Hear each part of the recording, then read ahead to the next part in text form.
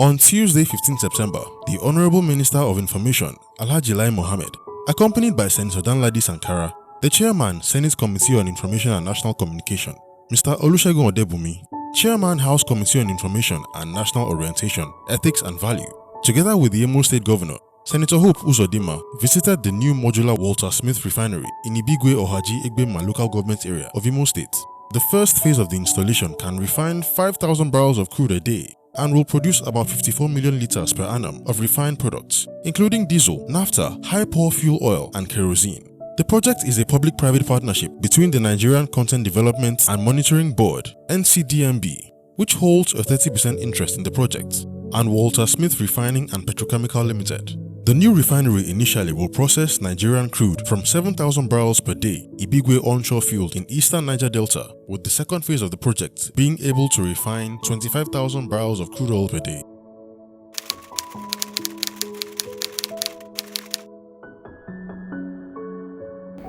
The closing remarks of Mr. President, when we finished our retreat, was that this government is doing enough. Go out there and blow your trumpet. That was about 4 days ago. I'm glad we are here today, blowing our trumpet. Yes, you may ask, what is trumpet we are blowing? We are blowing the trumpet because we have created the enabling environment for this project. Not only are we 30% investors, but as the chairman said, we're not the kind of investors that if we put money and we run away. No, we put money there and we put our mouth there. And we are helping this company to ensure that all necessary permits, all necessary, regulations are obtained. So what we are doing today, we are celebrating not just Waltersmith, we are celebrating the partnership between the NCDB and Waltersmith. And of course, I'm proud that we have the governor with us here, we have the members of National Assembly with us, we have other people with us, because we can show Nigerians that while every government has been talking about a modular refinery, no government has succeeded in realizing the dream of modular refinery. I'm sure before many of you came here, you did not even know what a modular refinery is. What it means that this small refinery, you can add more and more to it until it becomes a big one. I think this has been, to me, an extremely successful trip, because it has shown that, yes, Nigeria is on the path to greatness. In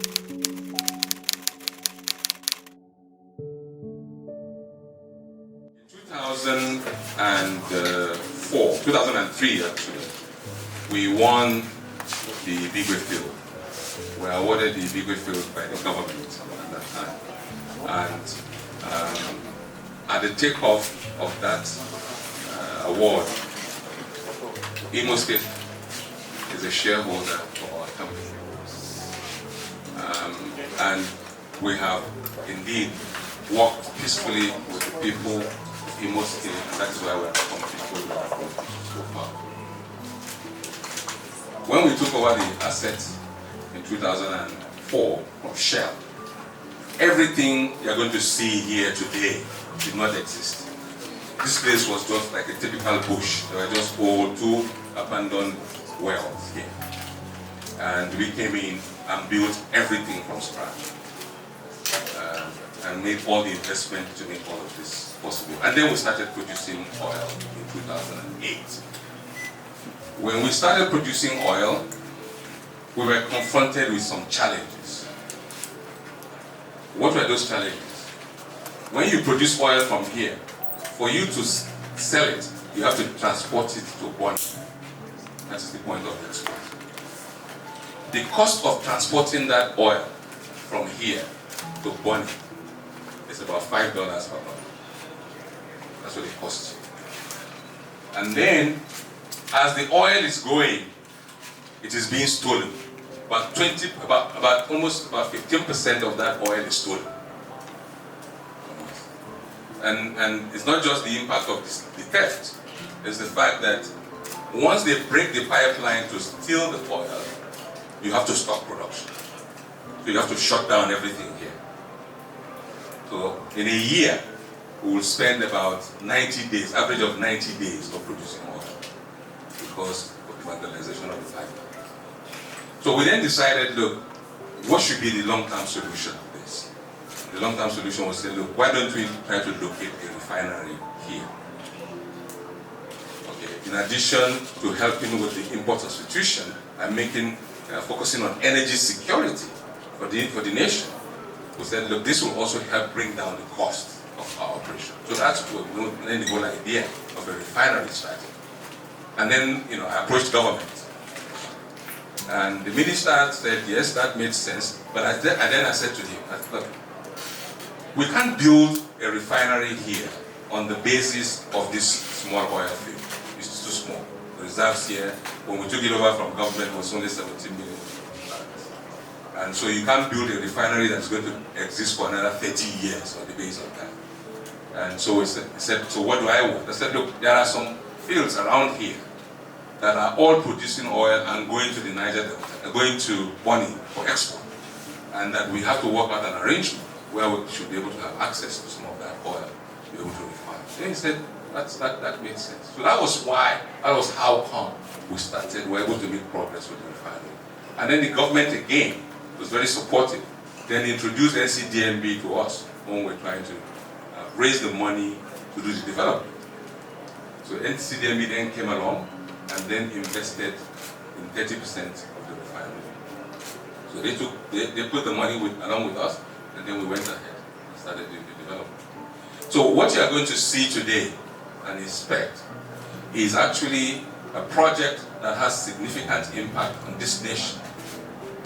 Because at the peak of our ultimate goal for this project, we are going to be producing about 50,000 barrels of oil per day refining capacity. That's our ultimate objective. Today, we started with the first module, which is 5,000 barrels. The next module is going to be 25,000. Then the next the third module is going to be 20,000. That's how we intend to grow it.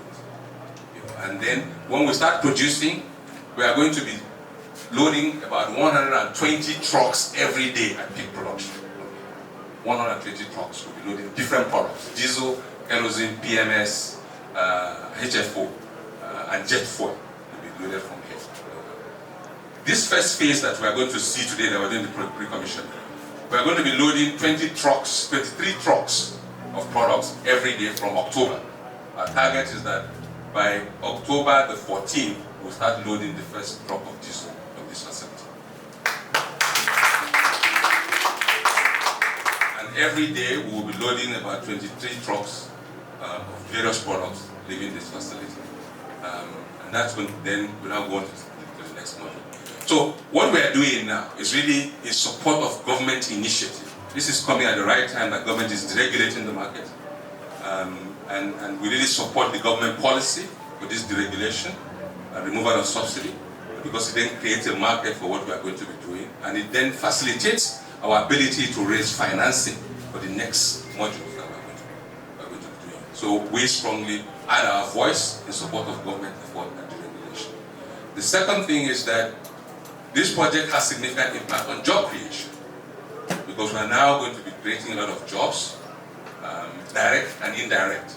I just mentioned to you the sheer number of people we're going to have, the trucks that will be coming out of here, and the socio-economic impact in the environment. So those are some of the key things, the impact of this community, of this project that we're going to see. We have had an excellent working relationship with our community.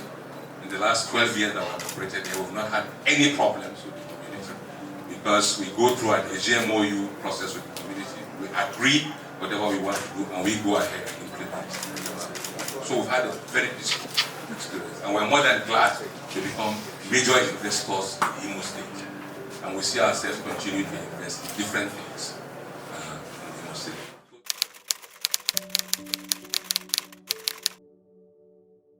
I am very happy that we are coming here at the pre-commissioning phase of this refinery.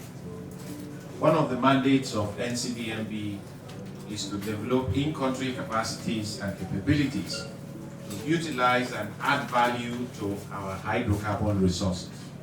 Hence, the refinery that you see here today.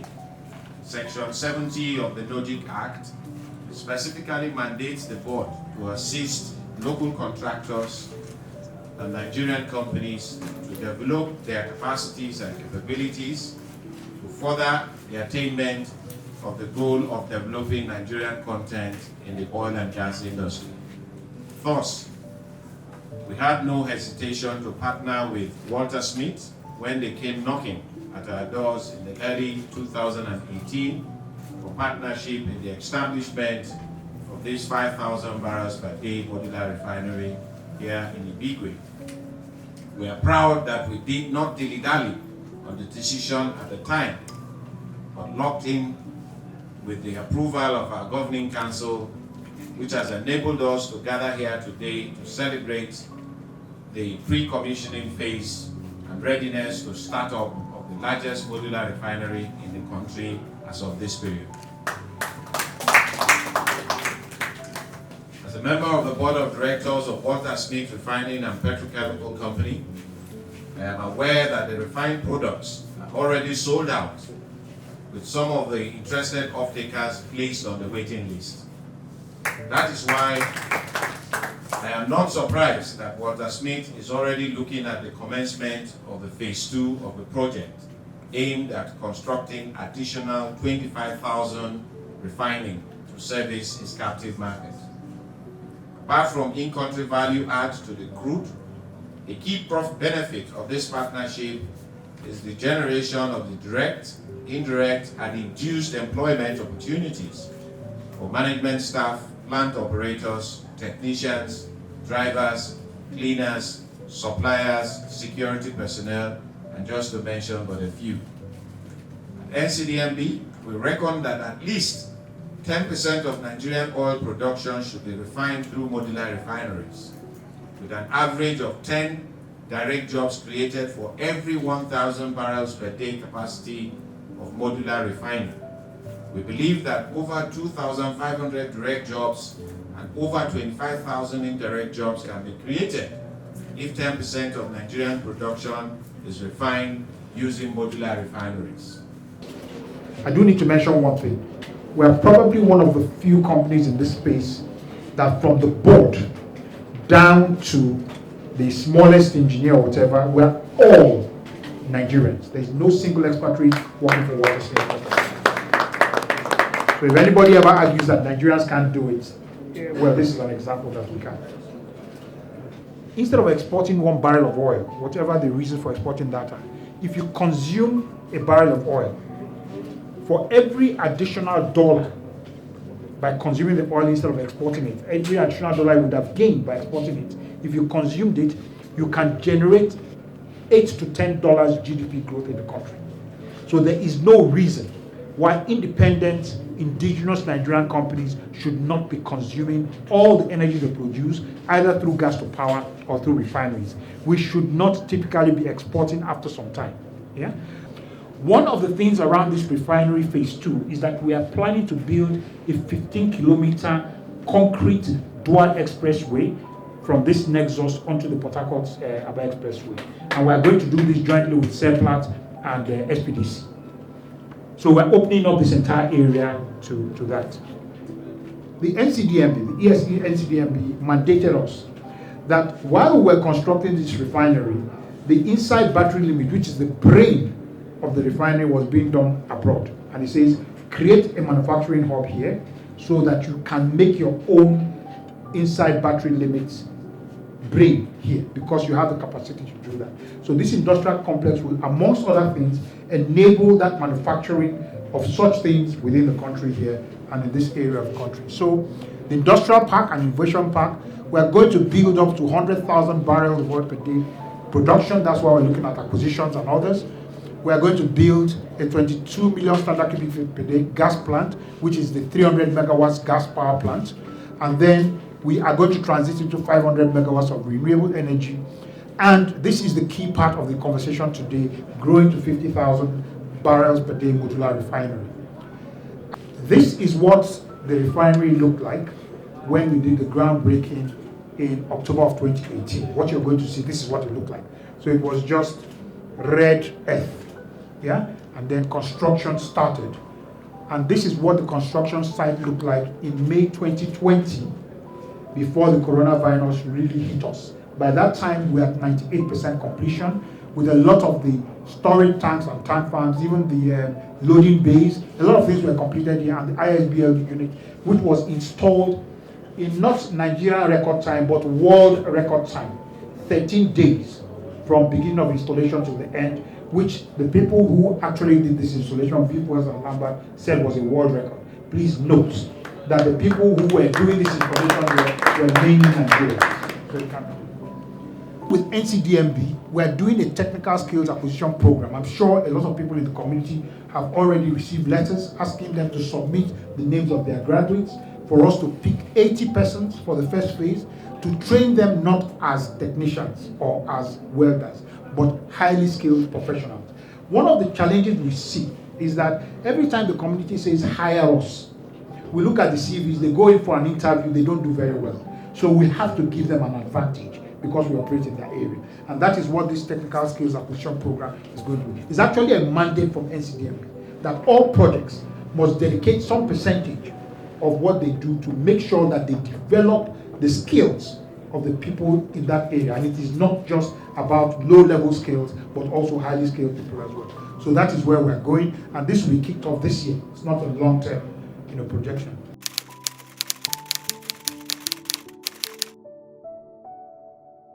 Local content is now a success story.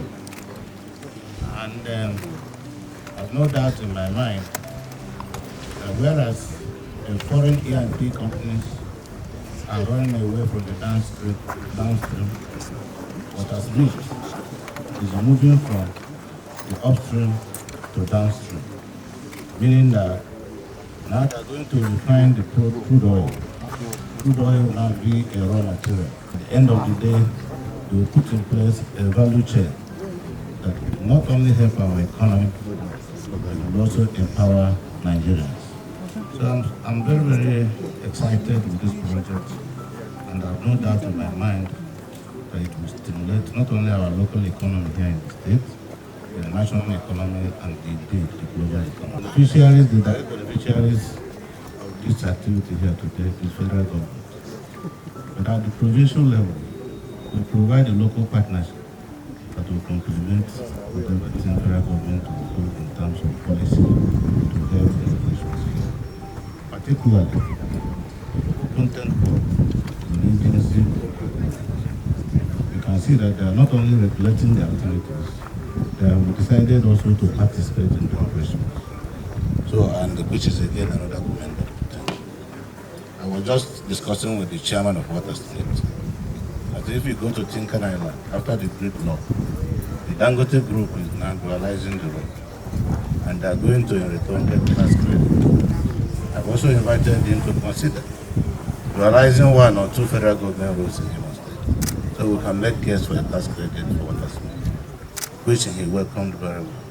If we do a constructive partnership, I think the appropriate signing will allow for a win-win situation.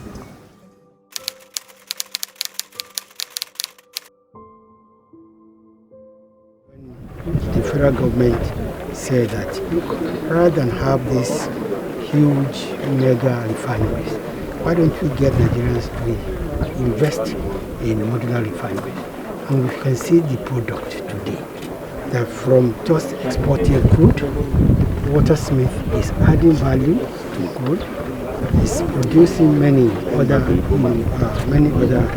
byproducts which will be consumed by Nigerians. But don't forget the job creation and the fact that they are going to transform the entire landscape of this local government. Building a 15-kilometer road, I think is going to improve the economy.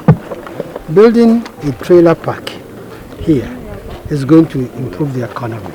So when you look at the multiplier effect of Waltersmith's investment here, then you can better appreciate what they've done. But you see, don't talk about Waltersmith without talking about the content board. Without the local content board, probably Waltersmith would not have gotten to this, to this level. So, and that is exactly what we are celebrating today. And somebody asked, what is the contribution of Imo State government? the governor answered, but without peace and stability, there will be no Waltersmith.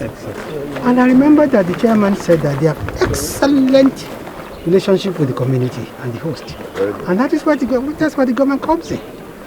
There are many projects like this that have refused to come up or to grow because of hostility of the community or lack of cooperation with the community. But here we came here, nobody stopped us to pay toll gate before we entered here. And that is what the state government is doing. The harmony and getting the people to understand that look, this thing is for your own good. So I think I want to again congratulate His Excellency for the support that is given Waltersmith.